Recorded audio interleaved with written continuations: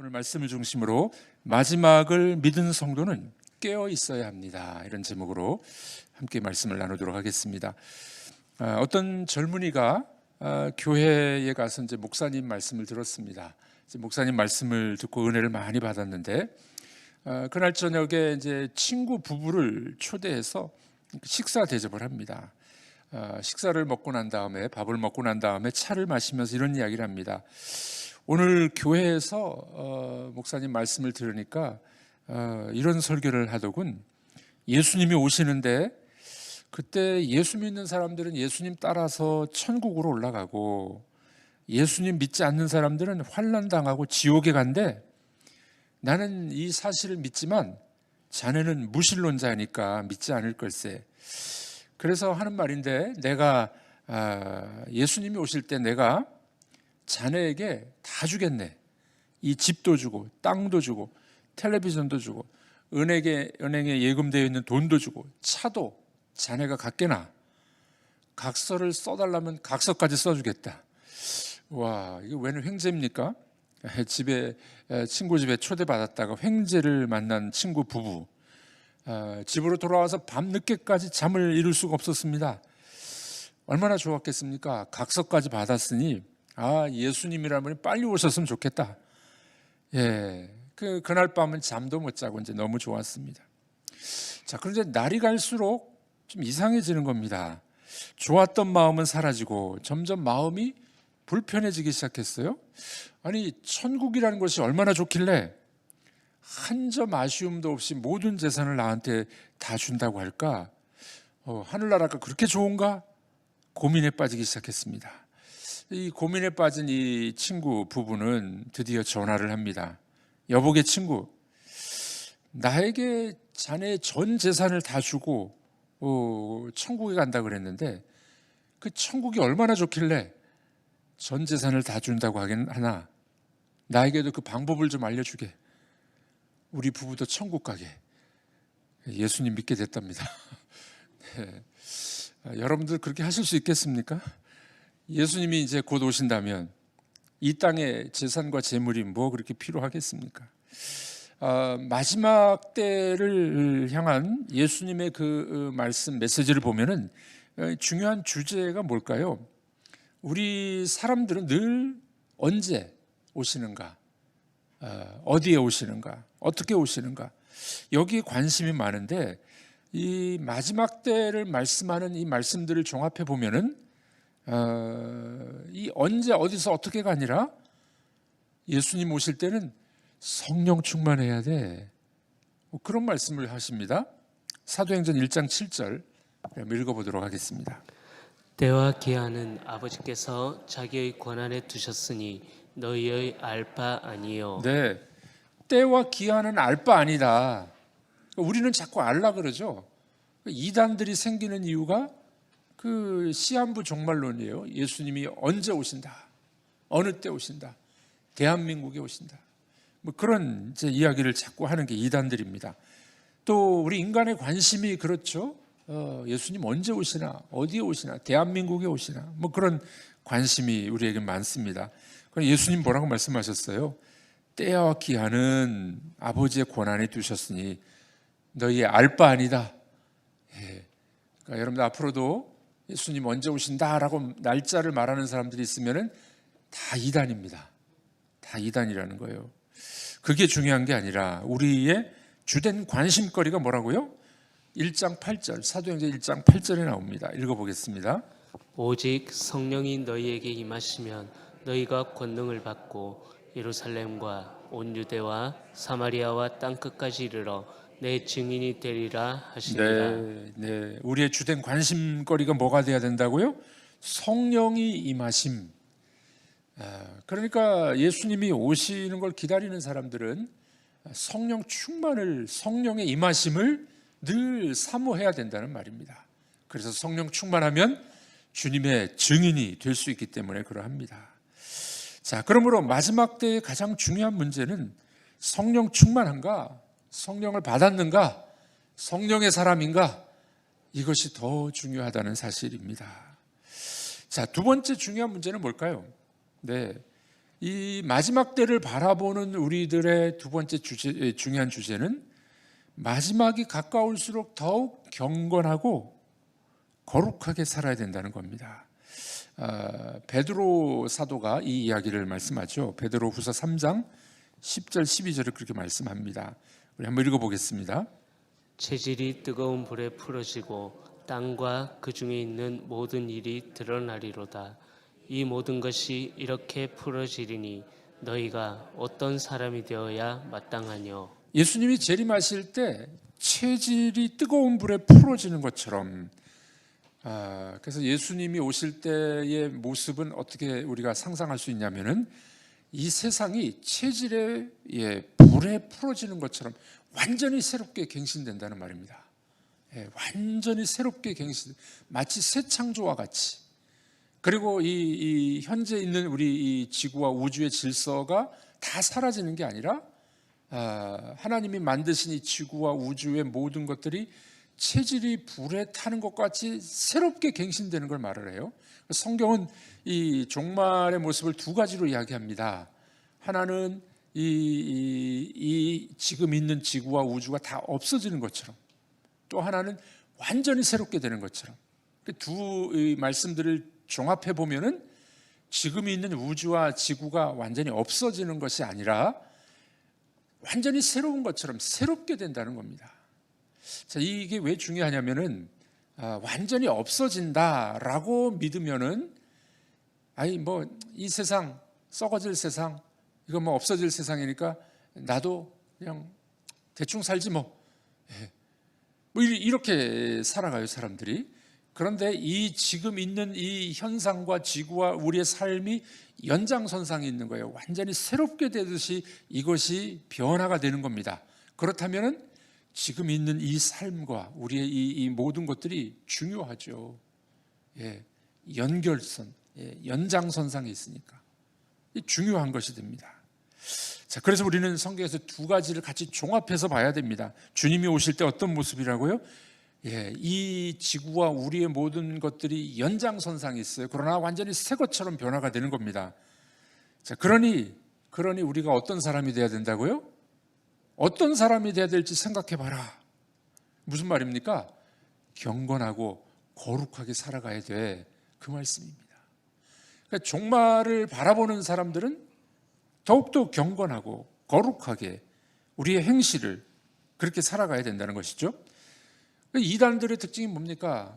다 현재의 삶을 이탈해서 살아가요. 모든 집들 다 팔아가지고 기도원으로 들어가 버리고 이단 그 교회로 가버리고 그런 것들이 그들의 모습입니다. 직장을 떠나갑니다.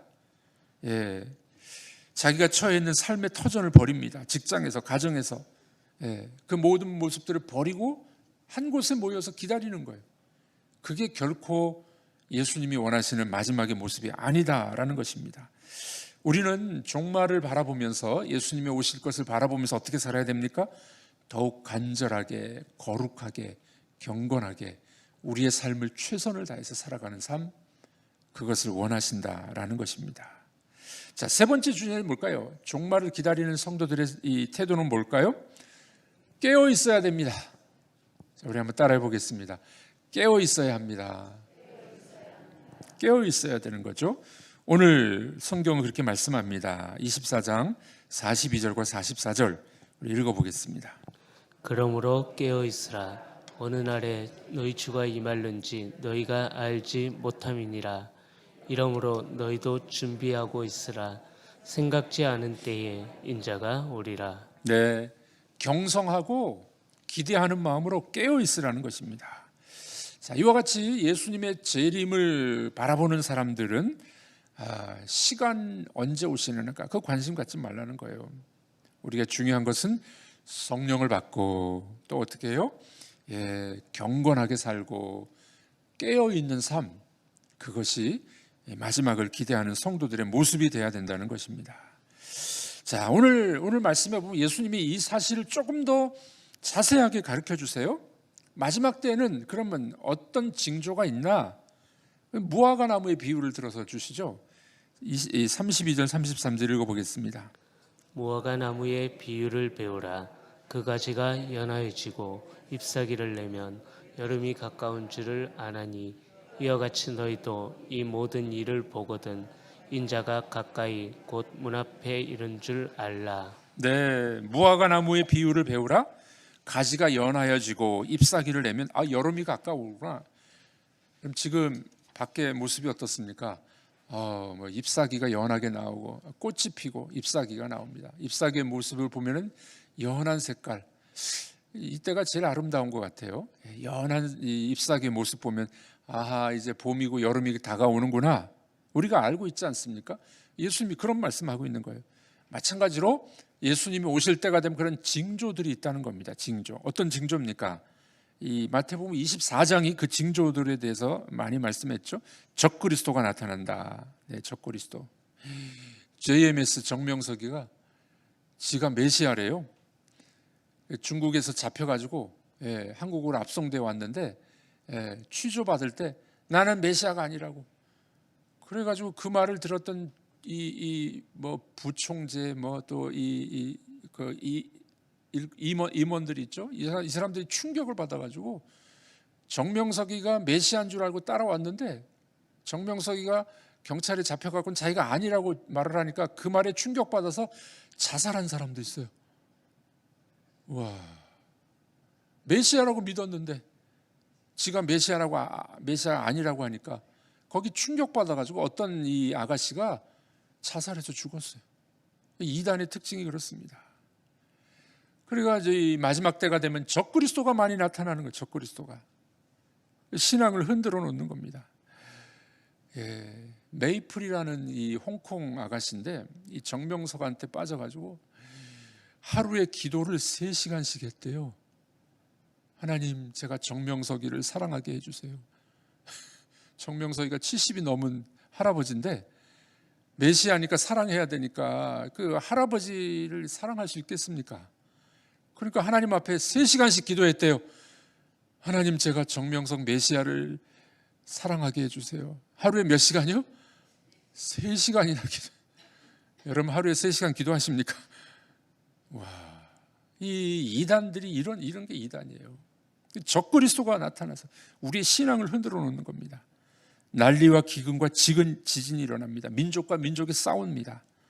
성도들과 교회는 핍박을 받게 되어 있습니다. 불법이 성하고 사랑이 식어진다고 말합니다.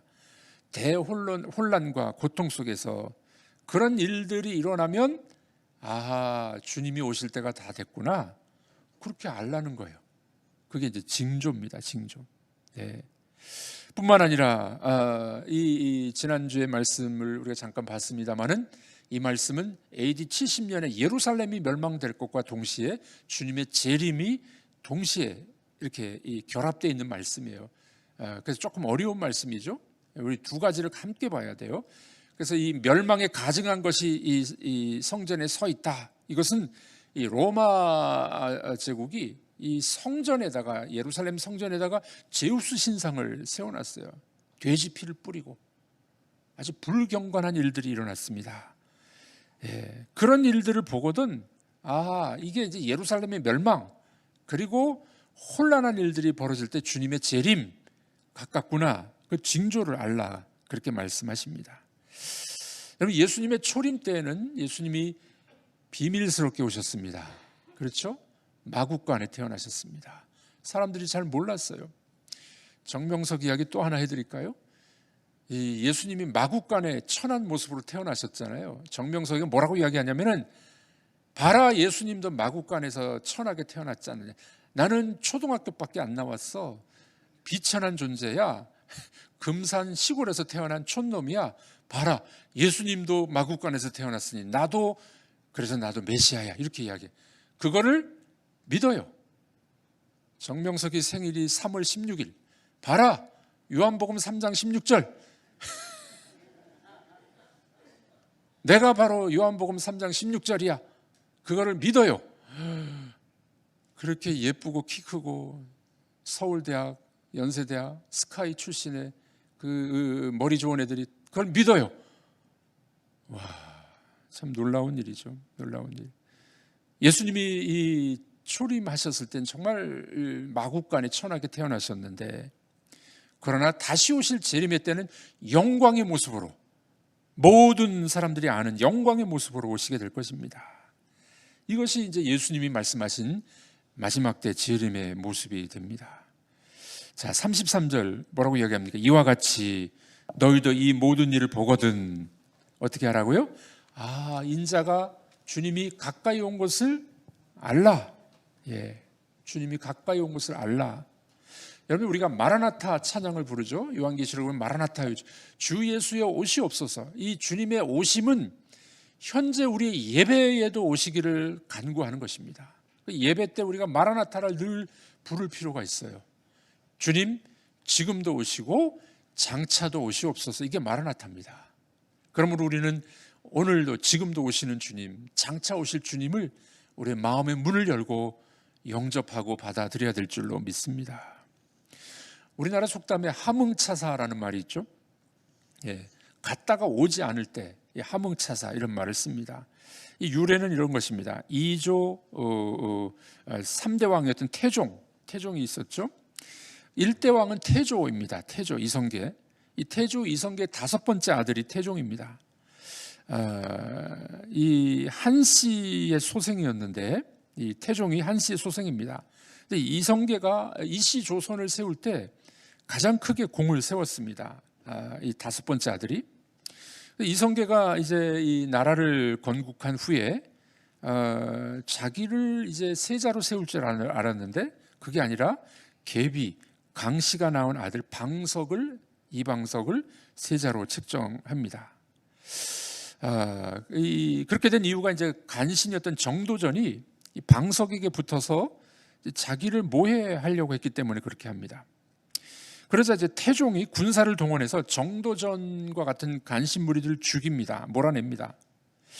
이 모습을 봤던 태조 이성계가 아주 대노합니다. 그래서 자기 왕위를 장남이었던 정종에게 물려줍니다. 그리고 이제 이 아버지 이 태조 이성계가 밤중에 함흥의 옛집으로 가버려요. 그런데 이제 정종이 자기 왕위를 금방 태종에게 물려줘요. 다섯째 아들에게 물려줍니다. 자, 이런 이제 이 정치적인 어려움 속에서 이 태종이 밤에 이 함흥으로 갔던 아버지가 귀환되기를 바라는 마음으로 계속 이제 이 사람을 보내는 거죠. 문안 인사 보내고 아버지 오세요, 돌아오세요 하는데 함흥으로 보냈던 사람들이 족족 다 죽는 겁니다. 태조 이성계가 다 죽이는 거예요. 그래서 가서 보낸 사람이 오지를 않습니다. 그때 나온 말이 바로 하뭉차사예요. 하뭉차사. 자, 이 말을 제가 왜 말씀드리느냐? 요즘에 우리 이 크리스천들 중에도 그런 말을 하는 분이 있대요. 예수님이 2000년이나 됐는데 안 오시네. 하뭉차사네. 이분이 오시겠나? 그렇게 말하는 사람들이 있다는 겁니다. 그런 성경 뭐라고 이야기합니까? 요한계시록 1장 7절에 보면 볼지어다 구름을 타고 오시리라. 22장 20절에 보면은 내가 속히 오리라. 이렇게 말씀하고 있습니다. 예수님은 하뭉차사가 아니라 예수님의 때에 다시 오시게 될 줄로 믿습니다. 미국 한 병사가 월남전에 참전했는데 그의 아내가 언제 남편이 오게 될지 참 기다리고 참 궁금했습니다. 어린 딸과 아빠를 몹시 기다렸었습니다. 그런데 이 아빠가 남편이 예상보다 일찍 돌아왔어요. 어느 날 문 밖에서 차 요란한 소리가 나고 차 닫는 소리가 나서 나가보니까 남편이 돌아왔네요. 월남전에 갔던 남편이 예상보다 빨리 돌아왔습니다. 얼마나 행복하고 얼마나 기뻤겠습니까? 여러분들 다시 만난다는 것은 큰 기쁨입니다. 우리 주님이 올라간 대로 다시 너희가 본 대로 다시 올 거야. 주님을 다시 만나게 될 것을 여러분들 기대하시면서 그 주님을 사모하는 여러분들이 되기를 바랍니다. 종말과 재림을 기다리는 성도들의 자세가 뭐가 됩니까? 때와 기한, 그건 너무 관심 갖지 말고 뭐가 필요하다고요? 성령 충만을 받고 어떤 사람이 돼야 될지 경건하게 기다리면 주님이 오셔서 기쁘게 우리들을 영접해 주실 줄로 믿습니다. 기도하겠습니다. 하나님 아버지 감사합니다. 우리 주님은 하늘로 가신 대로 그대로 다시 오실 줄로 믿습니다. 우리가 주님의 재림을 기다리면서 성령 충만하게 하시고 어떤 사람이 되어야 할지 경건하고 거룩한 하나님의 사람으로 변화되게 하여 주시옵소서. 오늘도 하루를 살아가면서 경건하고 거룩하고 책임 있는 주님의 제자의 삶을 살게 하기를 원하오며 예수님의 이름으로 기도하옵나이다. 아멘.